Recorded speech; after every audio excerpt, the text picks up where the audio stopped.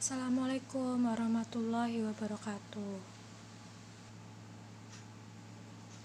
Oke, jadi hari ini kita akan belajar mengenai tuas atau pengungkit. Sebelumnya kita sudah belajar mengenai bidang miring ya. Untuk hari ini kita belajar mengenai tuas atau pengungkit. Nah, mungkin yang paling sering kalian jumpai contoh dari pengungkit ini adalah jungkat-jungkit ya. Kalau kalian sudah melihat dari gambar ini seperti jungkat-jungkit ya kan. Oke. Untuk pengungkit atau tuas itu dibagi menjadi 3 jenis ya. Kita mulai dari yang tuas jenis pertama.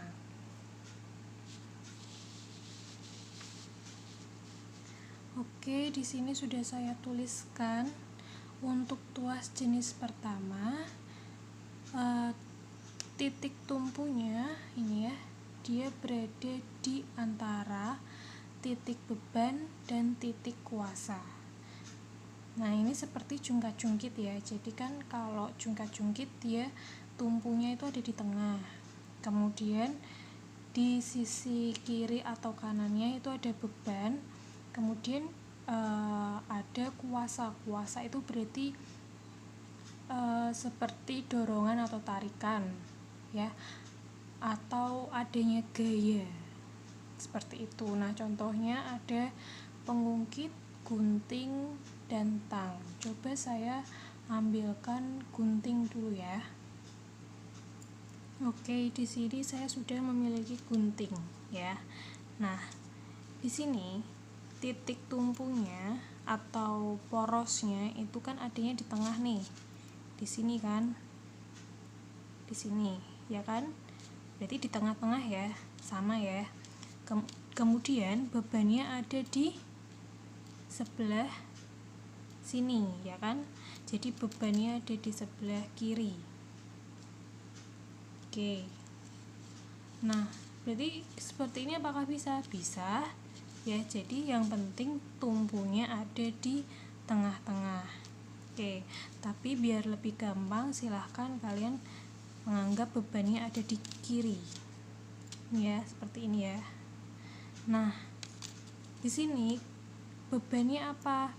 Contoh, jika saya ingin menggunting kertas ini, ya kan, digunting.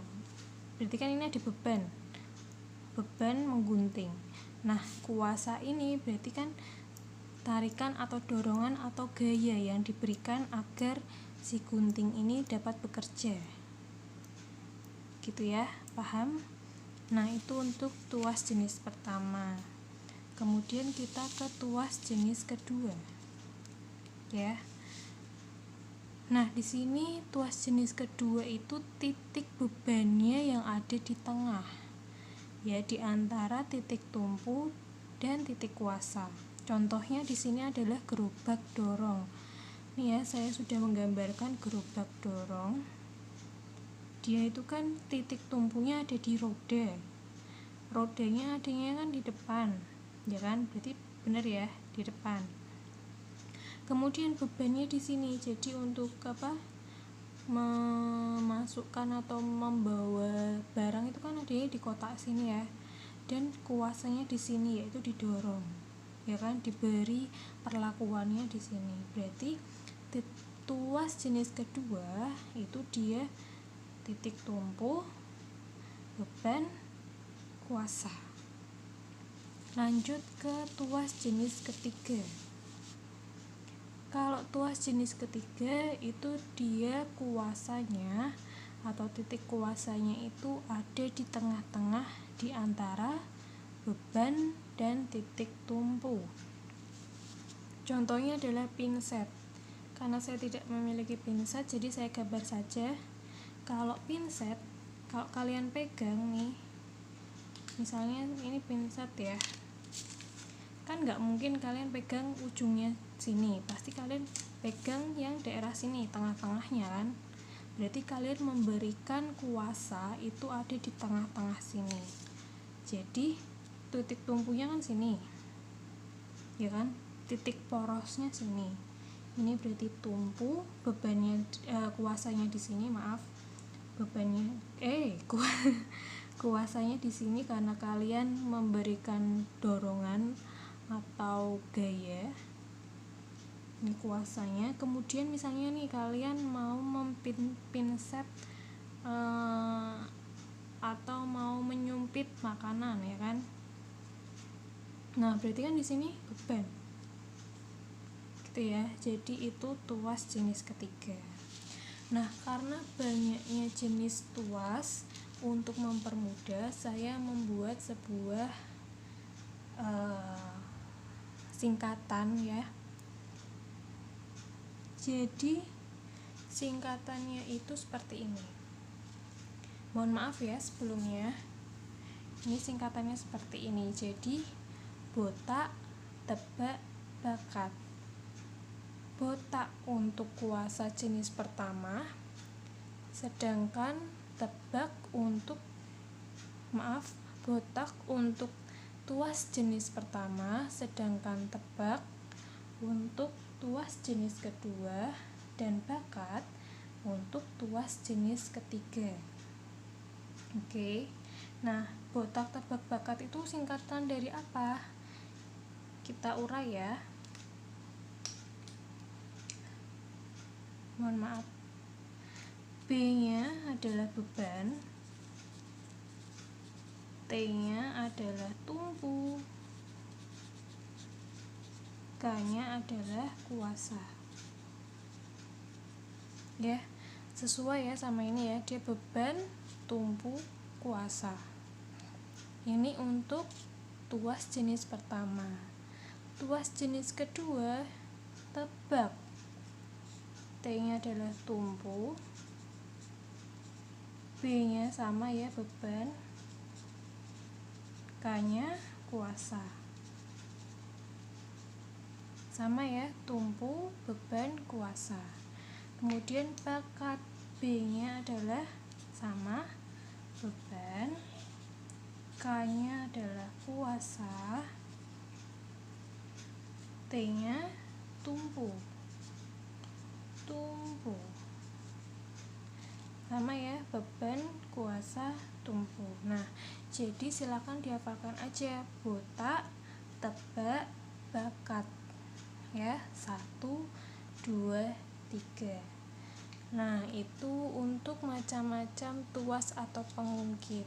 Sekarang kita ke hitung-hitungannya. Tetap ada hitung-hitungannya. Oke, ini dia hitung-hitungannya.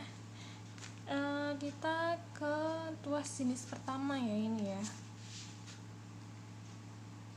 yaitu botak, ya kan. Berarti ini tuas jenis pertama, beban, tumpu, kuasa. Nah, di sini terdapat dua lengan, kanan dan kiri, ya kan. Nah, lengan yang dia ke arah kuasa, ini seluruh ini, dia namanya adalah lengan kuasa atau disingkat LK. Jadi LK itu adalah lengan kuasa. Sedangkan lengan yang mengarah ke beban itu disebut lengan beban atau LB, yaitu lengan beban. Seperti itu ya. Nah, kemudian di sini rumusnya, karena kita sedang membahas keuntungan mekanik dari kemarin ya. Di sini KM adalah keuntungan mekanik. Kalau kalian masih lupa atau udah lupa apa itu keuntungan mekanik, silahkan dibuka lagi video bidang miring ya. Nah, ini adalah rumus dari keuntungan mekanik tuas atau pengungkit, yaitu W per F atau LK per LP. Kalau masih lupa, kalau sudah lupa, di sini W adalah usaha atau beban, sedangkan F adalah gaya. Nah, misal ada contoh soal diketahui bahwa lengan kuasa itu 20 cm. Kemudian lengan bebannya 5 cm. Kemudian gayanya itu, ini gaya ya, F ya. F-nya adalah gini aja. F-nya adalah 600 Newton. Yang ditanyakan W-nya berapa atau beratnya berapa. Caranya seperti ini. Nah, kenapa saya tuliskan lagi rumus yang satunya, yaitu W kali LB sama dengan F kali LK. Karena sebenarnya ini itu sama dengan ini ya, W per F sama dengan LK per LB, itu sama aja W kali LB sama dengan F kali LK.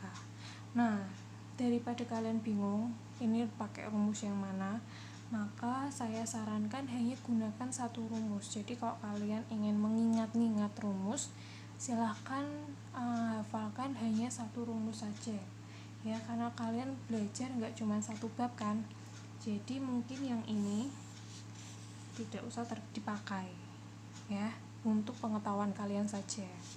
Oke, coba kita jawab yang ini ya. Kita punya rumus ini kan, W sama dengan W per F sama dengan LK per LB. Dimasukkan W-nya yang ditanyakan kan, berarti ditulis W per F. F-nya 600. LK-nya 20. LB-nya ini ya kan 5. Maaf. Nah, ini bisa dicoret ya, 20 dibagi 5 4. Oke, kita tulis lagi W per 600 sama dengan 4. Nah, agar W-nya sendirian, maka 600-nya harus dipindah ke lajur yang satunya, ya kan? Berarti W sama dengan 4, karena di sini kan dia dari per. Kalau dipindah berarti kebalikannya. Kalau di sini dibagi, berarti kalau dipindah dikali. Berarti dikali berapa ini? 600. Sama dengan 4 kali 6 24 00 ya. Jadi 2400. Satuannya adalah, jangan lupa, Newton. Seperti ini ya, gampang ya. Nah, kalau misalnya kalian masih bingung atau harus diulangi lagi, silahkan ulangi lagi videonya ya.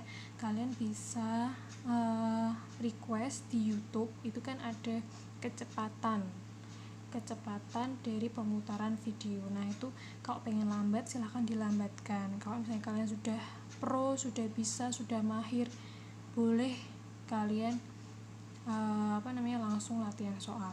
Oke. Nah, satu lagi di sini ada keterangan jika keuntungan mekanis sama dengan 1, itu berarti dia tidak untung dan tidak rugi. Jika keuntungan mekanis yang kalian dapatkan lebih dari 1, maka pengungkit tersebut atau tuas tersebut itu menguntungkan. Tapi jika dia kurang dari 1, berarti tuas itu merugikan. Contoh nih ya, tadi kita punya LK-nya 20, LB-nya 5. Nah, di sini kan keuntungan mekanik LK per LB. Kita hitung keuntungan mekaniknya. pakai ini aja ya. Jadi kalian pakai salah satu aja, boleh yang sebelah sini, boleh sebelah sini.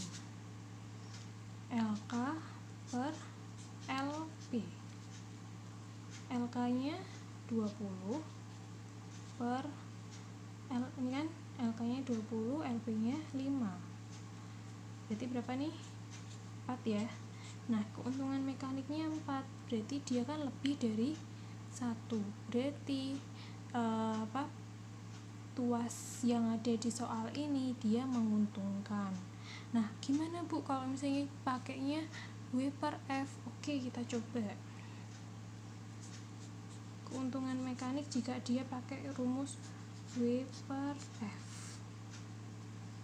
W nya tadi sudah didapatkan ini ya, 2400. F nya 600. Nah, ini coret 2, terus 6 sama 24, 4 kan? Nah, 4 sama kan? Nih. Ya, jadi boleh pakai yang ini, boleh pakai yang ini ya. Oke, segitu dulu untuk tuas atau pengungkit. Semoga ilmunya bermanfaat.